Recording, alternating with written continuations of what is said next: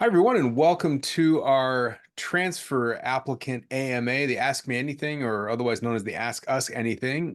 This is an opportunity for you as prospective transfer students who are maybe rounding out this application process, thinking about applying, maybe getting that application finished as we're about just a little under 2 weeks before the transfer application deadline.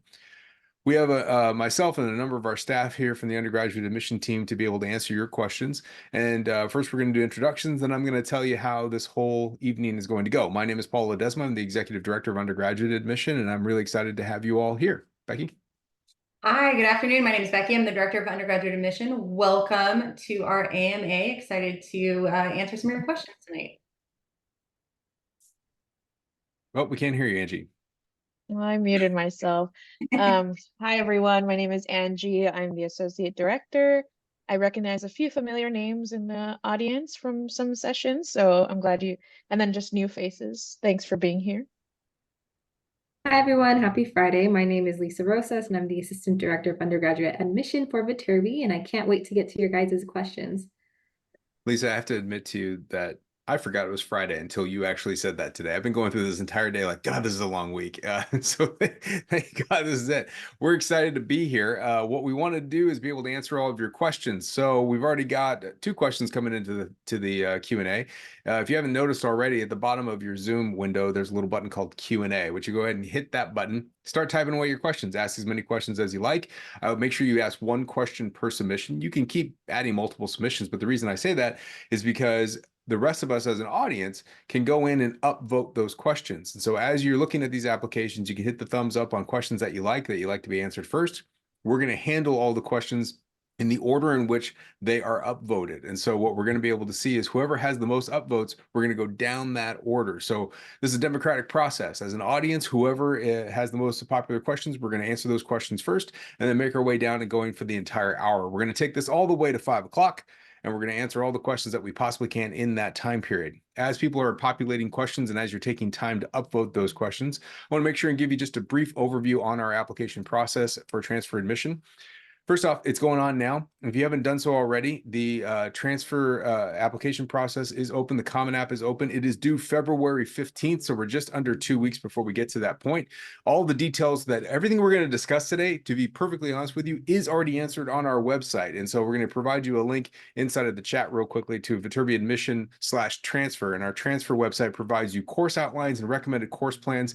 And it is major by major. And what you'll notice is that as a transfer applicant, you all are coming from very different institutions with very different course offerings. There's never a prescribed set of ingredients to match what's going to become a successful student at USC Viterbi. But what we can do is recommend some possible courses at your school when we look at articulation agreements and articulation histories, which are noted on the website there. So please keep in mind, it's really just preparing yourself to be a competitive applicant, meeting those minimum course requirements, and then getting into the application pool. That said, there is no such thing as minimums. There's no such thing as anything we're looking for specifically because it is a competitive applicant pool. It's all based on who is applying every single year. And every single year we get somewhere between 1,500 and 2,000. I'm sorry, well, I was way off.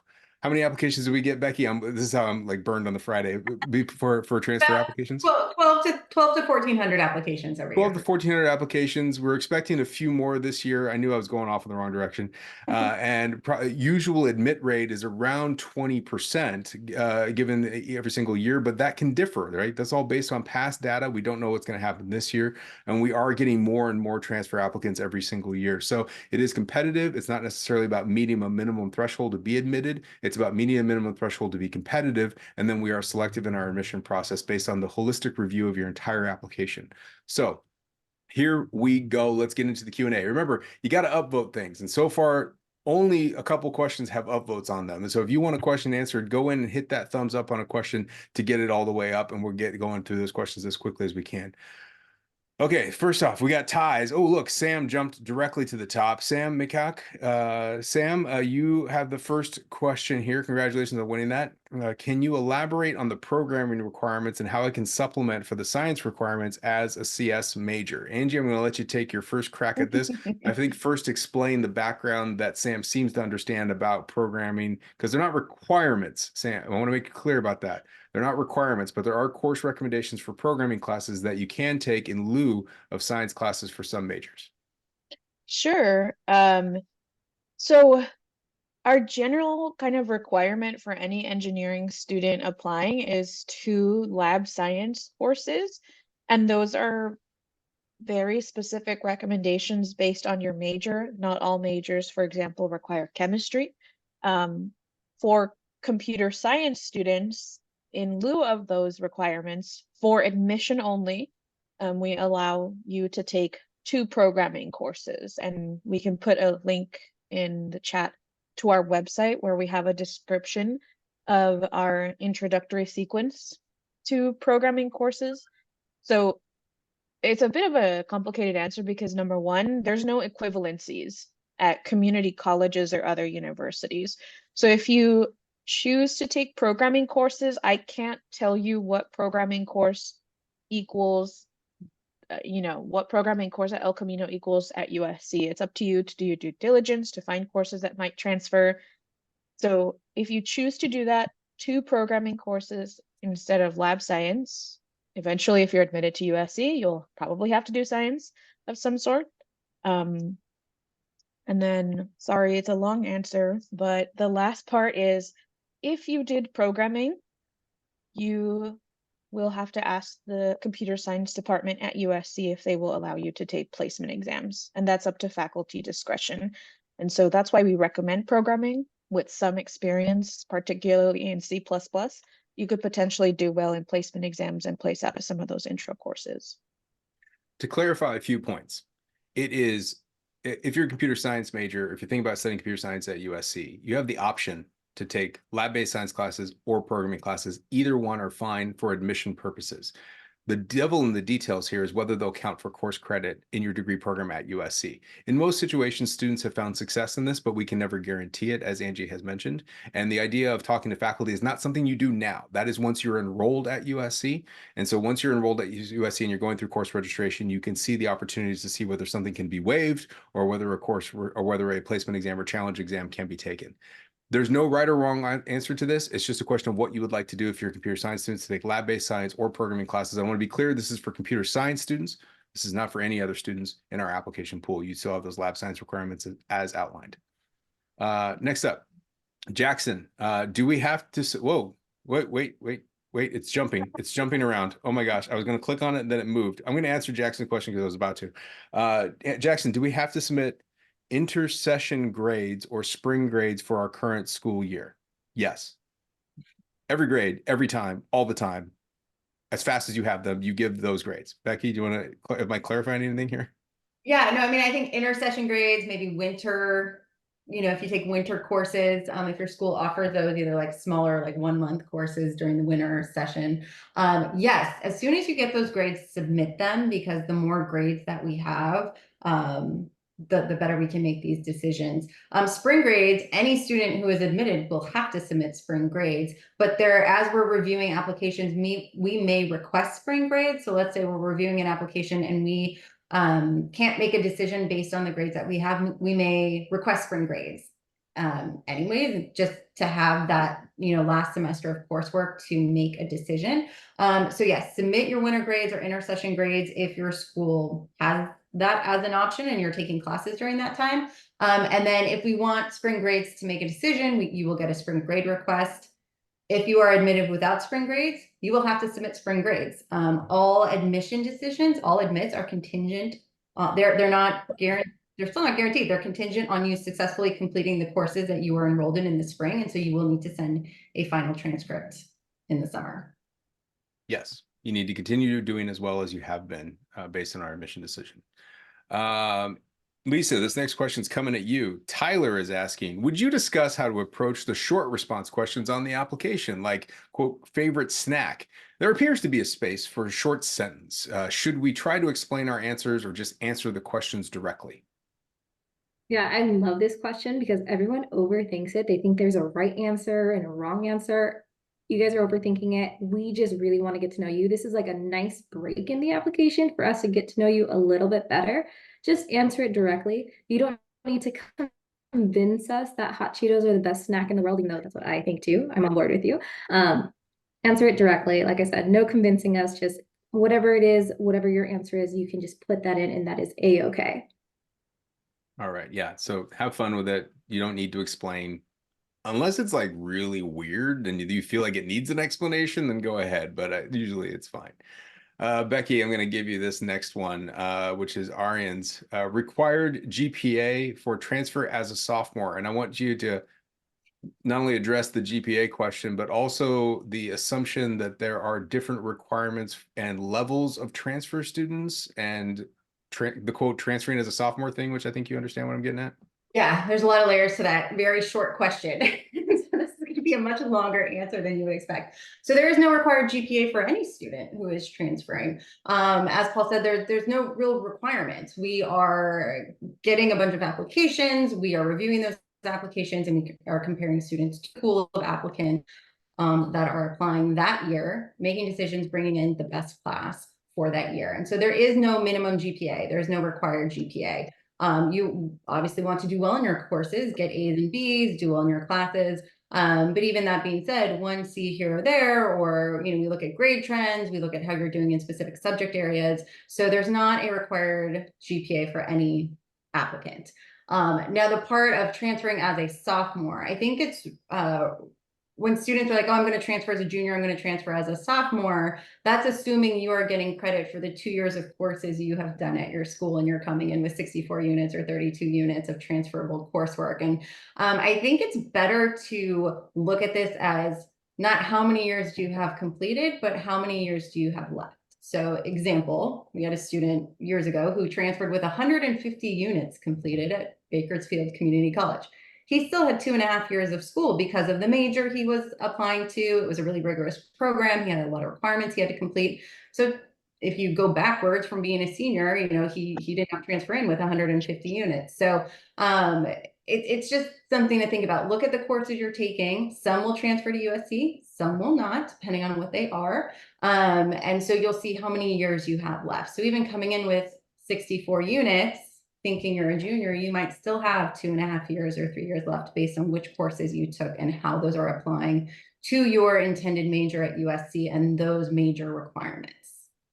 At bare minimum, no matter who you are, no matter what school you're at right now, you will have at least 2, likely 2.5 years at USC to complete your engineering degree, because it is impossible to be doing the degree requirements for upper division engineering coursework at whatever institution you're at. There is no transferability of that. That's why when we talk about transferring, it's not about years, it's about getting certain prereqs done to chip away at your degree requirements as much as possible. That's what we're looking to understand. Not about a GPA, as Becky mentioned, not about anything else. We just want to understand more about your preparation.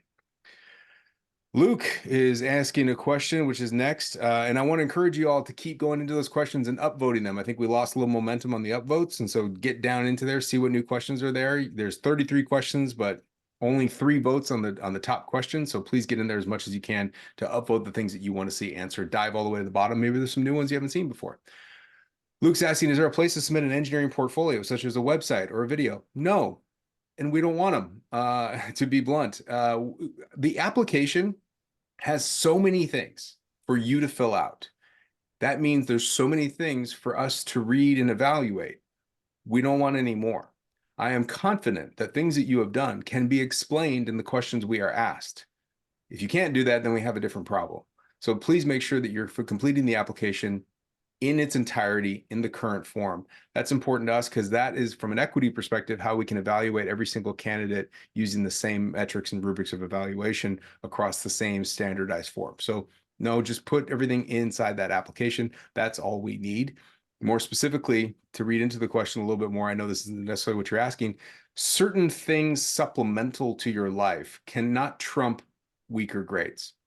I want to be seriously clear about that. Some students come to us with lots of different questions, and I'm going to basically think about this question ahead of time before you ask it. Some students say like, well, I'm not doing well in school, but I've had this job or I have this experience. And yes, that is important for us to understand. But if the preparation isn't there, we can't have some sort of other experience trump that level of preparation, because we want to admit students who are going to be successful in our program. And the only way to really understand success is success in the prerequisite courses at whatever institution you're at right now. Okay, Angie, back to you on this one. Nathan is asking, as far as submitting our transcripts, we only need our college's unofficial transcript to be submitted via parchment, question. And that goes for every college we've attended, dash applying as a transfer student. So to clarify, we need an official college transcript. So that means it's sent from your school to USC through parchment or through Naviance is high school, whatever system your school uses for transcript requests, do that. Yeah. We can put the email that you should be using when you're putting the request, the USC email. Yeah, But we Lisa, also can need you your go to the Ask That USC article, Lisa, and get that link. Sorry. No worries. So we need official college transcripts from all the schools that you've attended. You're correct, Nathan. Even if you only took one class at one college a few years ago, we need that transcript. We will know if you did not submit a transcript that you should have. We have tools to determine that. And finally, we do need an official high school transcript. This is to verify that you graduated from high school. The only people we don't need that from is second bachelor candidates. We don't need high school transcripts from second bachelor candidates. To be clear, a high school transcript is only to verify that you graduated high school. We are not evaluating your high school grades. We don't care about your high school grades. Lisa just put a link into the chat for everybody to see. Oh, actually, Lisa, that was just to us. Can you please put that into for everyone? It's okay. So it was just a conversation to us. Lisa's putting a link that can help you understand how to submit those transcripts electronically, gives you the email address that you would need to have your system, but you can put into that system at whatever your school is to make sure that we get those official transcripts. And another note I want to make is apply first, then do that. It can create confusion if a bunch of transcripts come in before you have your application in, because they have nowhere to link them to. And some things can get lost and maybe delay the processing of those. So please get your application in first. Once your application is submitted, then you can send transcripts. There are other links available on ask.usc.edu in case you need to submit paper transcripts, and there's a way to actually do that. Angie, was there something else? Yeah, since you're saying about transcripts, to do it after, you'll send your transcripts, and we won't download them in a day or two. Our processing team is processing thousands of documents for every transfer student applying. It will take them sometimes up to 2 to 3 weeks to actually download transcripts and attach them to your file. So if you send a transcript and you don't see that it's been received, just please be patient. If we are missing a transcript when we start actually reviewing your application, we will reach out. But you don't need to email us to say, hey, my transcript hasn't been received. We will do that if we're missing something. On that note, Becky, would you mind helping people understand from February 15th when the application is due, what is the timeline of review of transfer applications and when students can expect to hear back? Because Angie's kind of dipping her toes in the water of how students tend to think like, I applied, so I get a decision now. It's not like Rocket Mortgage. You don't get the actual day, hour-long review process. Yes, definitely. So we've gotten a few applications, definitely, maybe 10% or 20% of what we're expecting to get. We will continue to get applications until February 15th. We are not even opening them. So if you're a transfer student who was super excited and submitted your application in October, we haven't looked at it. We are waiting until we get all the applications on February 15th. Then the central admission office will start to process those, see if they're complete, start connecting those transcripts with the applications, notifying students if we're missing anything. Then we will start to go in and review applications that are complete, because there's no point in us going and reading a file if there's no transcript in there, right? We can't make a decision. So we only go in and start reviewing completed applications. You will not hear back from us until likely mid-May, maybe earlier, but like at the earliest, maybe mid-May, or early May, either requesting spring grades, letting you know we're missing information, things like that.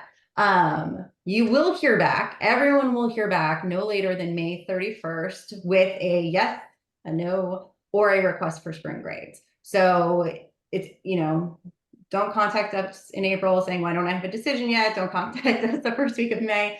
May 31st is when every transfer student will hear some sort of decision, whether it's an admission decision, a denial decision, or a request for spring grades. Absolutely. And to highlight something that Angie mentioned in the middle of that, if we are reviewing and we see that we are missing something, the university will reach out for you to complete that application with any missing documents. And when they do that, it's on you to make sure you get that completed as quickly as possible. And you'll do that through your admission portal. After you apply, you'll have access to create your account in your admission portal to see all these documents as they come in. But again, that highlights the other note that Angie talked about. When you log in, you may see the transcripts are missing, even though you had them submitted electronically yesterday. It will take some time, up to a few weeks, for those things to process. So please be patient as we get through that timeline there. Yanni, or John, maybe he goes by John. John is asking on the Common App, how important is the experiences and achievements section of the application in the selection process? Everything is important. I want to make sure that I'm clear about that. Everything in the application holds value for us to understand who you are, to understand your life experiences, to understand the background. Specifically, as transfer students, all of you are very unique and have had your own path. You're not like a traditional first-year student coming out of high school, where everybody has 4 years of high school kind of evaluated on the same rubric. Some of you are veterans. Some of you have gone to school once or twice before, maybe worked and come back. Some of you are parents and coming back to school and having different elements to that. Some of you have different stories altogether that maybe I can't even understand and encapsulize in a summary. And so everything that's in the application is important to us, and everything has value. But again, that said, these types of experiences can't trump poor preparation. We do want to understand preparation in terms of context, and only you can help us understand what that context is. And context is not something that is quantitative. Context is subjective and qualitative. So you need to do your best to make sure you tell us your story so we can understand everything that's affecting you as a human being, because ultimately that's who we are. We are human beings reading what you've written as human beings and trying to select students to join us in our community as human beings. And all of those things hold value. And I hope that helps you understand that process a little bit more, John. Okay. Angie, back to you. This is almost the same exact question, but there's some other elements here about Jacob's asking about how important is submitting supporting info such as resume, letters of recommendation, and extracurriculars. Yeah, and I'm seeing a lot of questions about letters of rec. Letters of rec are not required. They're optional. Again, to be quite blunt, they don't make a huge impact. No. If you, we're going to see your grades. And if you don't have strong grades, a good letter of rec will not make up for that. So letters of rec are optional. We A are resume, not asking for them. We are not asking for letters of rec, to be clear. resume, we don't want it. I know the Common App has a section to upload them. We don't want a resume. Use the activity section in the Common App. And extracurriculars, of course, if you have any, put it in the Common App where it belongs, but this is not a requirement by any means necessary for a transfer student. I want to expand the definition of extracurriculars, because I think that so many people view our Common App and view your application as a transfer student in comparison to what was probably referred to as a more traditional high school applicant, where you think of like what clubs and organizations and sports and activities they're involved in outside of high school.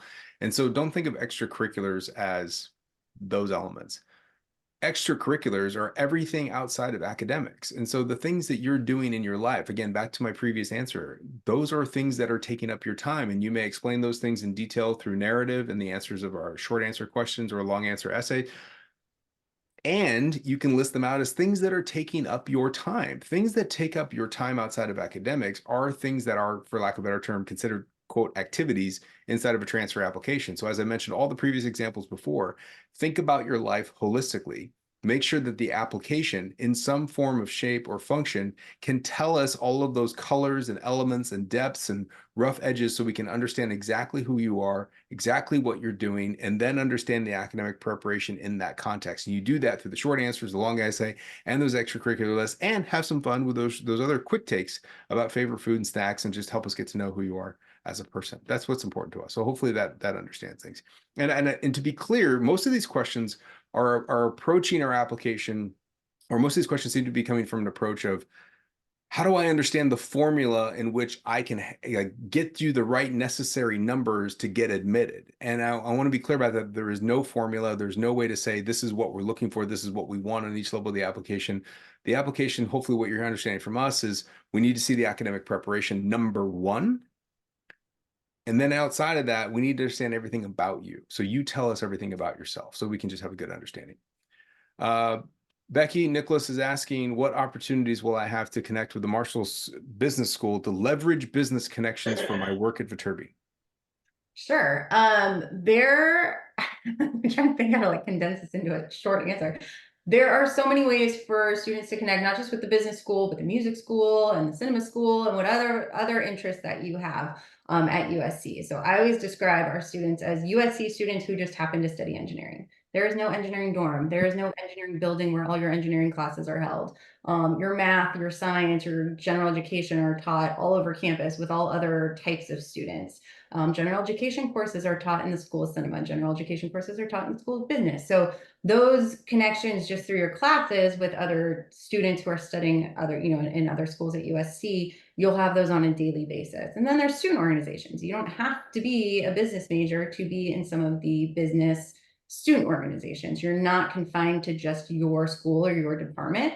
And so we have business majors who are part of some of our engineering student organizations because they have interest in both areas. And so there's lots of different ways that you can connect with students, you can connect with faculty over there, and you can kind of leverage being at a university that has the Viterbi School and the Marshall School of Business. And that goes for all of the different programs at USC, depending on where your interests lie, whether it's communication or dance or fine art or whatever it is that you have other interests in. Yeah. And you can minor in the business school if you want to do that. You can minor, you can take classes, you will see them, you will eat lunch with them, you will be involved across the board. There's lots of different ways to make friends. Roger is asking, and Lisa, I'll let you take a crack at this. How does the SAT affect my application? And because I have a bachelor's in a different major and have not taken the SAT in actually, Lisa, Angie, take this one because this now just went a whole different direction. Yeah. First, address the first question for people who might be thinking about this, and then you're going to go into second batch. Okay. SAT, ACT, we don't want them. Okay. Okay. Don't care. So second part of the question. So it appears, Roger, you might be a second bachelor's candidate. We are looking for you to meet the requirements for the major that you want to apply for. That's what we're looking for. It's not necessarily the years of experience or the previous degree that you have. It's that you've met the minimum requirements to be considered for admission to whatever your intended major is within the Viterbi School. Right. Let me give a brief example. Sometimes students are coming out of a college where maybe they have, I don't know, a sociology degree.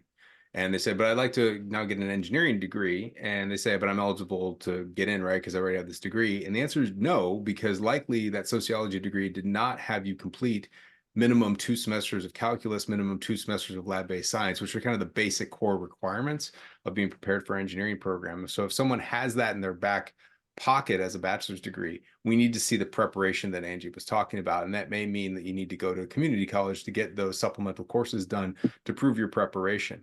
That said, the opposite side of this is true. If you had some sort of STEM-based degree program where you have those degree requirements built into your first bachelor's degree, then yeah, you do have that. And we could be able to evaluate that for the preparation towards your degree now. But yes, SAT, ACT, that's not part of the transfer application process. Does not matter. Okay. I don't know what the question is yet because I can't get through it all, but Lisa, this is going to be yours. Thank you for the session. So Lisa, you get to say you're welcome. I noticed that the Viterbi transfer website mentioned that evaluation is mainly based on strength of grades and coursework, as we have mentioned multiple times today as well. If there are 2 applicants with strong grades, but only room to admit 1, are there any kinds of more personal qualities that would differentiate one over the other? So Lisa, would you mind explaining the battle royale that we put people through when it was just down to those last 2 and we're only going to admit 1, and how we hand 1 a spear and we said, go for it? Oh, no. And she's frozen. She's missing her Yeah, you just opportunity. You're back. Oh no, I'm frozen. Can you guys hear me now? Yes, go. Yes. Well, I was gonna say, you just described the process. We give you both weapons and you just have at it. No. Just kidding. I mean, it comes down to all those different things that we talked about. So the quick takes, the extracurriculars, all those things. There's no one answer on how we make a decision on two very similar applicants, but we're looking at you holistically. So you want to make sure while you have good grades, you have a personality, you do things outside of school and all that. And those are the things we look for. So it depends on the context of both applications, but you really want to make sure all parts of your application are great. And we will determine based off of some of those other things. And I mean, Paul, you can probably agree with me on this, but in 20 years, 15, 20 years of doing college admission, it has never just come down to two, and we only It have never does. Was where I was going to go. So I'm glad you're going there. Yeah, this never never happens. sat down and been like, okay, we have one spot left in these two applications. And there kind of is no answer, because even if we're like, oh, well, if it comes down to two, this is what we're looking for. But then if all of you go and do this, now that's not unique or different or contributing to the makeup of the class or complementing or challenging each other, you know, bringing in this like diverse student body of students with different interests and different backgrounds and different ways of solving problems. And we're trying to bring in a good group of students. And so every year we want students who are a little bit different, who do different things, who are interested in different areas. And so we can't really say, oh, when it comes down to two, this is what we're looking for, because while that might be true one year, oh, we're really, you know, hoping to get students with this quality, the next year it could be a completely different quality. And we also want to bring in this group of students who are different from each other. And so there is no answer to that question of, you know, if it's down to two, because it's never down to two. Yeah. Never comes down to two. Tyler is asking, what are you looking for in the engineering grand challenges essay? I will tell you nothing other than for you to answer it. That is the only way to think about it. Read the question, think about your response. What do you think is the most important and why? And give us a little bit about it. And I'll also complement that answer with, it's not an essay, it's a short answer response. The big difference between writing an essay and giving us a short answer response. So we're not looking for you to solve the problems of the world. We're not looking for you to match it with your major. A lot of people overthink this. Again, most of the questions you've heard us say a lot that people overthink. This is literally, look at these problems. They're all bad. They're all important. Now, I'm not saying one is not, but what sounds most important to you? What's something that you think is most important and why? That's it. Let us know. Can I Yeah. add something real quick? Please. I've heard from a couple of transfer students that the Common App doesn't have a character limit for some of the short Oh, thank you. questions. So just to clarify, there is like a USC question that says, why do you want to transfer? That should be no more than 650 words typically. And then any other questions within the USC section are short answers, like Paul said, no more than 250 words. Yeah, 250. It's a paragraph. It's a couple sentences. Just give us your thoughts. Mhm. We're interested in how you think and why you think of those things. Arian asks, are letters of recognition required? We said, no, we don't want them. Please don't send them. No, we don't want them. Angie, coming to you at this one. Alejandro is asking, for USC, an E and an EW are the same thing, question mark? Also, what is the part of the application where we can explain those W's? And I'll point out, she's now mentioned E, an EW, and a W. So how can you help people understand the context of her question Sure. and then understand how, yeah, all the jazz. I'm sorry. I think Alejandra meant to say a W and an EW because I've never heard of an E in the. I haven't either, which is what I was letting. I'm like, you tell me, Angie. I don't know. Maybe I'm missing something. So most of you in college have some kind of like add drop deadline where you can change your schedule without any repercussions or any notes on your transcript. If you drop a class after that, you get W's. They stand for withdrawals. Now, some schools have adopted an EW, which is an excused W, and then there's a W, which is just you dropped a class, no reason given, you just dropped it. First of all, there's a misconception that just because you have one W will automatically deny you. That is not true. I know that some of you drop classes sometimes because personal, health, any other kind of issues that you might have going on, and you just missed the deadline to drop classes. You know, that's okay. We understand that. And we do want you to explain those on the application, W's or EW.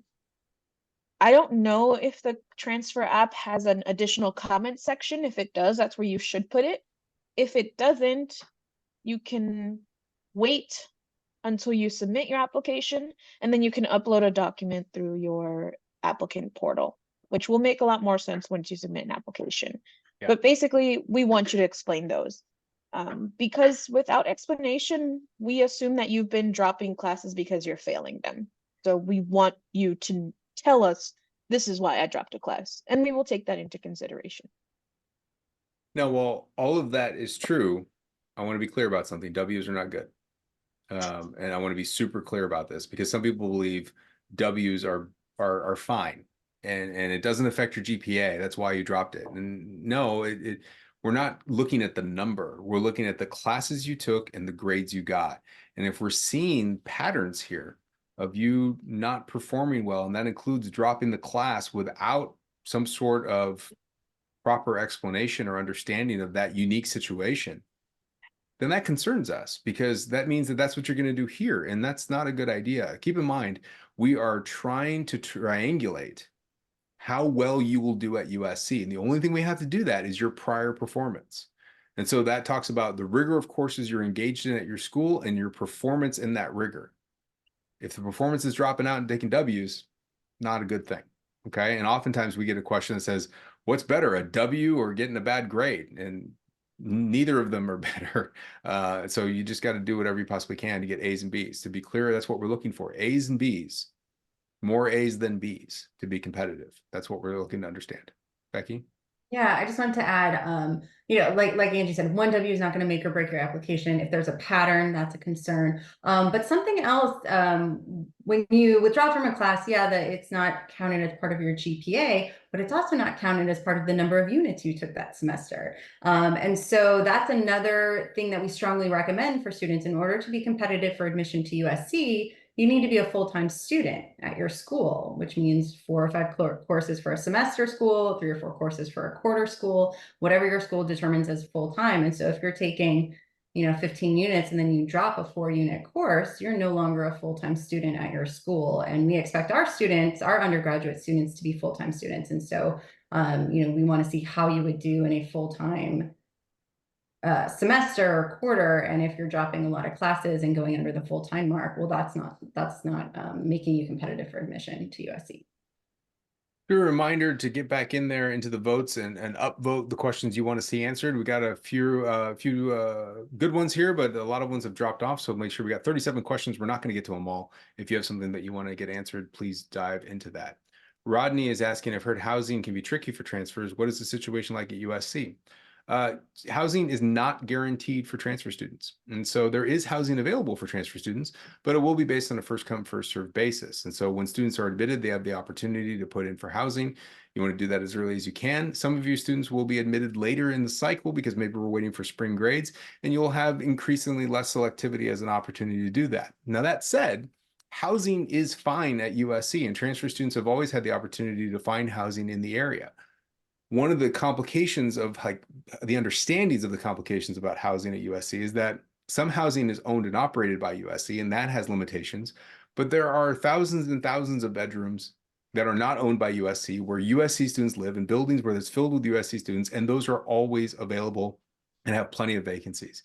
So there's plenty of opportunities on the housing website once you're admitted to go through either USC owned housing or find private housing, which is essentially just here at the USC campus and neighborhood. And the housing office links off to those opportunities to find those, whether that's being a roommate with somebody or finding your own place. There are lots and lots of places in our area for transfer students to be housed. So just keep that in mind. It works usually just fine for everybody.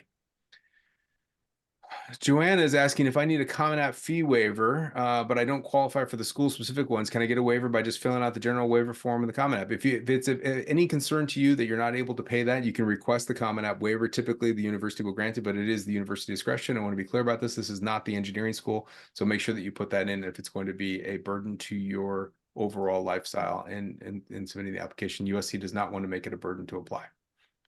Jacob is asking for transfer essays. Do you prefer reading the ones that get straight to the point and answer the question, or a narrative answer that showcases creativity? Jacob, why is there a difference between these two? I don't know. I don't know how to answer this question, Becky. What do you want to get on that? So many opinions. No, I'm just kidding. So I think we talk about this a lot in these AMAs, the essay, how to write the essay, how to make, I think it's something to really think about. Okay, sure, being creative and having a narrative, it could be entertaining and exciting for us to read, or it could be really confusing and we miss the point. I know some students want to be funny in their essays, but being funny sometimes doesn't come across on paper, or being creative comes across as weird. And so you really have to make it balance. And so depending on, and how you write your essays also tells us a lot about you. And so if you are a creative person and you can write an essay in a creative way that comes across right, that we can understand and follow, that we don't have to circle back and start over because we got confused because we're not sure where this story is going, great. If you are not that person, if you cannot write an essay like that to people you've never met before who don't know you personally, your writing style or your humor style, then an essay that just answers the question is also very great. Sometimes almost preferred, because like I said, it's really hard to get humor across in 650 words or less, or get your creative, spark across in 650 words or less to people who don't know you. So really be very careful if you go the creative route. Really be very careful in how you write it, and make sure that people who don't know you could read it and understand it and know where you're going and kind of understand who you are as a person through that essay. Keep in mind, the thing that I say repeatedly is that I want to make sure that your application in whole is well written and well communicated. There's a lot of ways to do that. But if you have questions and concerns about anything you're thinking about, it's probably a bad idea. It's usually like, it's internal to you. Like if this is like, ooh, this might be risky. Yeah, it probably is. If you've determined that on your risk factor, this is where it is, then it's probably not a good idea. Now, secondarily, the thing I also recommend is give the essay to someone else without any context and see how that reads. We cannot review applications ahead of time. We often get requests, hey, can you look this over, make sure it's okay? No, that was completely unethical, because that can lead you in one direction or the other, and that's not right without a full evaluation inside of our applicant pool. So give it to somebody else, have them read it, see what's up. If they give you any questions, like Becky said, like, this is weird, like, oh, that's supposed to be funny because of this. I'm like, well, if it requires further explanation and someone didn't get it, we're not going to get it. Remember, we don't know you at all, and we only know what you put in the application. So give us that information and make sure it's well communicated so we can understand who you are. Ethan is asking, and Angie, you can help clarify this from a technical standpoint in the application. Do we need to self-report our classes that we're taking in the future? And I'm assuming he's thinking like the year 2030. Does he have to self-report his future? Yes. No, but yes. So yes, but yes. No, but yes. okay. So it's not the most clear thing in the Common App, I believe, but we do need to know what you're taking in the spring semester or the spring quarter. Because if you're taking, for example, Calculus 2, and you don't tell us you're taking Calc 2, we're going to think you're not taking it, and we're not going to further you consider for admission. So and I believe this is specifically in the USC section, there is a section for document uploads. You can upload a PDF that says, this is what I'm taking in the spring.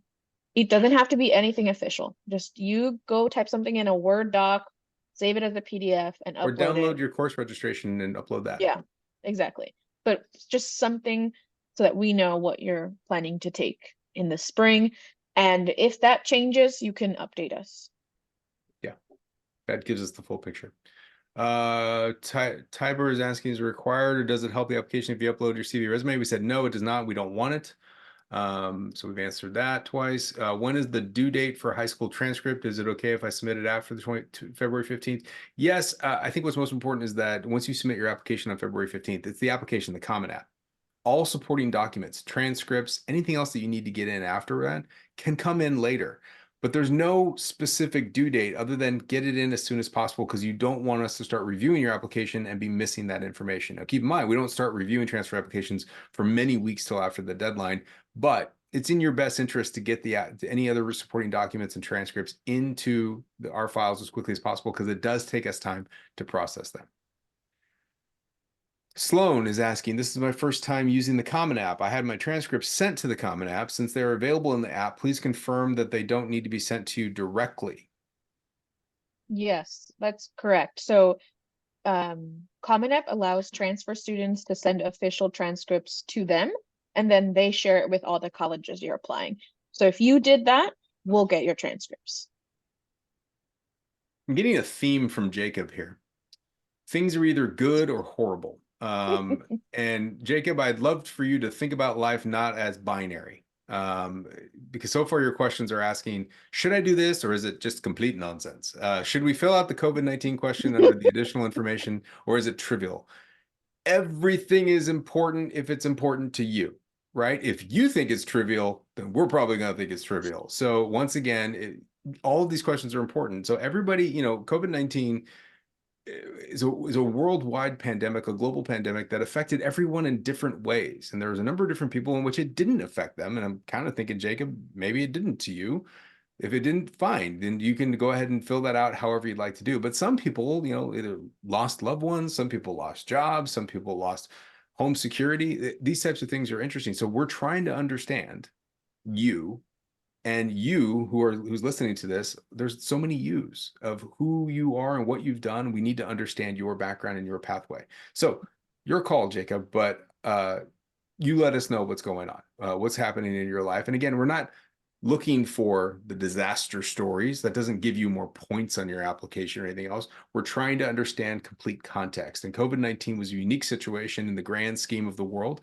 And that's why rather than having people work that into other questions that are about their life, that's a unique concept where we can understand COVID-19 or how COVID-19 affected somebody in that particular context. Did I handle that well, guys? Anything else that you think we need to talk Yeah, about? and I was gonna kind of touch like the disaster story. I mean, if it did not affect you, I mean, it affected everyone a little bit in a negative way, but if your story wasn't tragic or drastic, don't try and find that in your Yeah. story. It's just a way for us to understand what students were going through if they were going through something tough or hard. You know, I think we're getting a little bit away from that for at least transfer students, because we're not looking at your high school grades. But you know, a lot of students had a full semester of excused withdrawals during that spring 2020 or that fall 2020, and so just being able to be like, oh, that was the COVID semester, take that into consideration, understand what that student was going through. I think is nice to have that. But if you don't have a tragic story, you don't need to go find it somewhere. You can say, you can just not answer it if it didn't really affect you, or if it did, let us know. We want to know what was going on during maybe some of those semesters. If you had maybe a downward trend in grades, or it just kind of puts everything into context. Paul, We have 10 minutes left, folks. You got to, oh, sorry, Angie, go ahead. I was just going to say, Jacob wrote back. He says, we're on the same page. Thank you, Paul. And I was telling Lisa, Jacob, I know you've been to my sessions. I've seen you before. You've never asked these questions. So, I know you, Jacob. I'm going to remember when we read your app. Uh-oh. Jacob just lost points on his application. Sorry, buddy. We just gained a bunch. Who knows? You never know. Thank you for your questions, Jacob. Hopefully you understand. We're joking around here, but I'm glad you're understanding it. We got 10 minutes, folks. If you want a question answered, hit that upvote button because we're only going to get through a few more, especially looking at the paragraphs of the questions I'm looking at right now. And so you want to get the question answered, you get down there and you upvote it as best you possibly can. Off the top of my head right now, Sloan is asking on the website, it says letters of recommendation are not required unless otherwise stated. If they're optional and sent as part of the application, are they considered or ignored in the decision process? Sloan, we will consider anything you send us, but we're not asking for letters of recommendation and we do not want letters of recommendation. I hope you understand what that means. But we will read them if they're in there. We will read them, but we don't need them. It doesn't help us. Joanna is asking, does it affect my application if I only speak about my first choice major in the supplement and not about my second choice major? I've extensively checked my prerequisites and my first choice fits best with the requirements of my goals. No. If you have a goal as a first choice major and that's it, you don't need anything in your second choice major. That is optional. A lot of people think that they're supposed to put in two. You're only applying to one major at USC. You're only admitted to one major at USC. Becky? Yeah, I have a comment on this. A student that I've just been writing back and forth with, and she, I don't think she's on this call, but she had a question. I only want biomedical engineering. Should I put it as my first and second choice major? No, just put your first choice. You don't have to have a second choice. If it's biomedical engineering or nothing, just put that as your first choice major. Right. If you do have interest in other areas or maybe majors outside of Viterbi, put that as your second choice major, but you don't have to have a second choice. Perfect. Esther, is it possible that you can speak to someone such as a CS student if accepted before deciding to enroll, like how you just mentioned about the placement exams and such, so we can assess whether we're talking? First of all, a student wouldn't be able to tell you whether you're on track. Students don't know anything about your course requirements or your ability to transfer across. What is important is that you can, once you're admitted, you have the opportunity to speak to us. We could talk about these things and we can go over this and look at the elements. And if you decide to enroll at USC, you'll go through full academic advisement and get transfer credit evaluations done as part of your enrollment. And so we'll be in contact with you as you go. Talking to students is likely near impossible given the dates in which you are admitted, because students are done with classes at that point and going into finals. And so access to current students at that time period is very limited. But we're here to help after you're admitted as you start making the decision. And so if you are admitted and you have questions, we're happy to help you to the best of our abilities. And I think we have pretty good abilities. Letitia, is there an advisor that works with Bakersfield College students? You're looking at them. We work with everybody. It's not about where you go to school. We're able to advise you no matter where you go. Can I get advisement before I submit my application? That's what we've been doing for the last hour. And so I hope that you ask questions, but we don't need to necessarily do one-on-one advisement. Do we have any other virtual advisement sessions before the application goes, or is this our last hurrah? Well, I'm doing a transfer info session on next Friday. Those are our transfer advisement sessions. So can we put a link into the session so that we can go over this process? I will tell you, Eric, you've gotten pretty much all the information you need in this process. In addition to reading the website that we provided you, that is all the advisement you need. But Becky will put a link into the chat where you can register for one of our virtual advisement sessions. We don't do one-on-one, but I think when you go into that session, you'll see everything you need to see. You'll get all the information you need to get. Sometimes what students are looking for in one-on-ones is for us to informally look at your application and give you a sense of chance of admission. I'll tell you right now, if you're not taking the recommended courses that we list on your application, we won't admit you. If you're taking the things that we're telling you to take, you're getting A's and B's, more A's than B's, then you're on the right track and you likely will be a competitive applicant. It's really as simple as that. I don't know how to make it more clear. And that's the one thing I really want you to understand. Elias is asking, what's the difference between a first-year student and a transfer student? A first-year student has never attended. First of all, a first-year student is someone who has in high school and applying to go to college as a first-year student, meaning they have not graduated high school. If you have graduated high school or the equivalency of high school, for example, a GED, and you have attended any type of college level, a single course one time after doing that, then you must apply as a transfer student. And that's where we're looking for these levels of preparation from college coursework. And to be clear on things, we're looking for you to prove to us you're prepared with college coursework, not high school coursework. There was a question I know in our inbox earlier today about, I think I've done everything from high school. Can I apply as a transfer student? No, or maybe there was a phone call, maybe one of you took, I saw. We want to make sure that you're taking college level coursework and we can evaluate that. Julia is asking about extensions, case-by-case basis, and specific challenges I've encountered, how I can go about reaching to an admission counselor, discuss the possibility of an extension. Could you please provide guidance the best way to initiate the conversation? Okay. Julia, you have 13 days. Do whatever you can to get it in by that application deadline. I will tell you that that is the most important thing. No one will be able to grant you an extension prior to the deadline. And we rarely as a university ever grant an extension. If you don't meet the application deadline, you're more than welcome to inquire after that. However, it is not likely that anyone can be granted an extension. Our February 15th deadline is hard and fast because we get all of the applications in at that time. If you are thinking you need an extension because you need some sort of time to get the additional documents, hopefully you've understood that you don't need those additional documents at time of application. You just need to fill out the application. So if I can do anything to you, it's to recommend to get into that application and start filling it out. If you try to spend time trying to get an extension, that is time that you could have used to complete the application. Okay.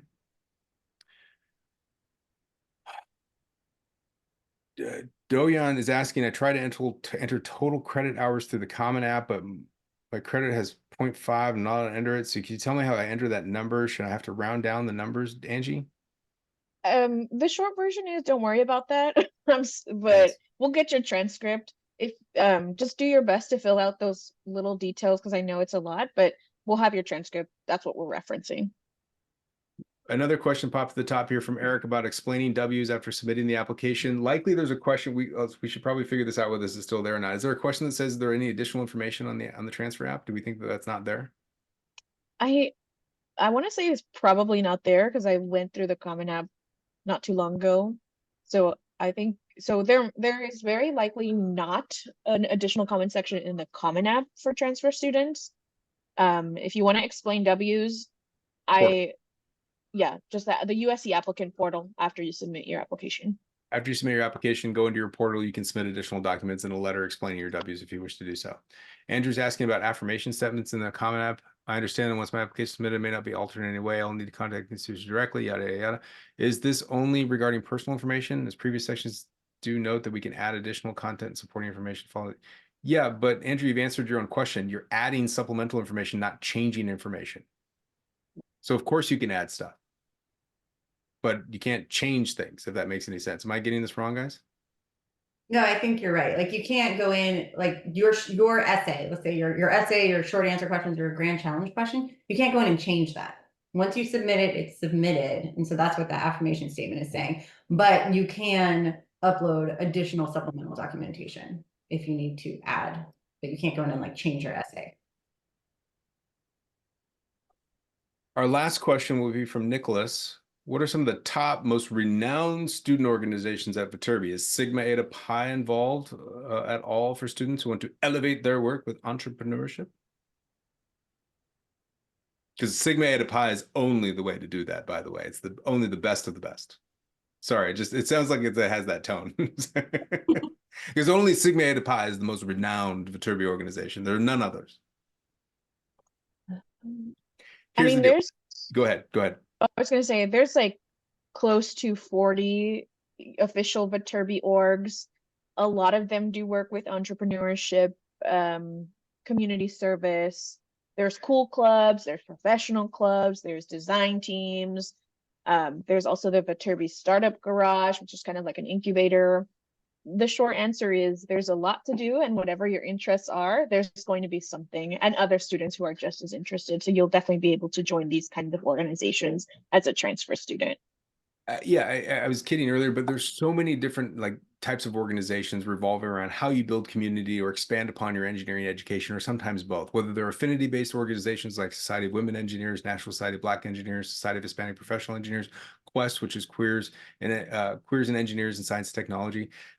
All here to build up the community and take it level to the next professional level. There are professional societies for almost every single major, whether that's things like the Associated Students of Mechanical Engineering or the Institute for Electronic and Electrical Engineers. And there's design teams, things related to like the SAE, Society of Automotive Engineers, Formula Race Car Team, or the Formula Electric Team, or our earthquake design competition team, environmental cleanup team, steel bridge team, concrete canoe team, solar panel car team, recumbent vehicle design team. And there are more beyond that and that and that. And then things related to entrepreneurship, like Lava Lab, as Angie mentioned, Spark SC, Design for America, which is a social entrepreneurship based organization, and more and more and more beyond that. So many to get involved in. And if you see something that you want to do that isn't here, students start up things all the time, and the school is happy to help you support that, because the involvement outside the classroom is equally as important as the work as you do in the classroom. And our students are very engaged in not only engineering things, but also outside of the engineering school. So keep in mind, there's other things to get involved in outside of just the engineering school that a lot of our engineering students really like doing, whether that's from a professional standpoint, a co-curricular experience to complement their academic education, or just things for fun. So there's lots of different elements out there. So with that, we're going to wrap these things up. I really had a great time. I hope you all enjoyed this process and got to learn a little bit more about that. There is one other transfer info session, which is a virtual advisement session for you as a group to go over if you'd like to go over the details of the process that are on our website. But the application deadline, I'll remind you all, is February 15th. So make sure that you get your application in by midnight in your time zone on February 15th. So let's be super clear about that. The 11:59 p.m. on February 15th in whatever time zone you're in. The Common App has an East Coast server, and so the time stamping on that is East Coast time. Don't worry about that. Just know that if you got it in by your timeline, it's good. And also a couple minutes here or there is not going to be that big of a deal. We're going to keep that into consideration, but let's get it in by that February 15th deadline, and documents later, and give us some weeks to process it, and you'll hear back from us with an admission decision or a request for spring grades no later than the end of May. With that, thank you to our staff, Becky, Lisa, Angie. Thank you for being here and helping to answer these questions. Thank you to all of you for being here, and we can't wait to get your application. Thanks, everybody. Have a good night. Bye-bye.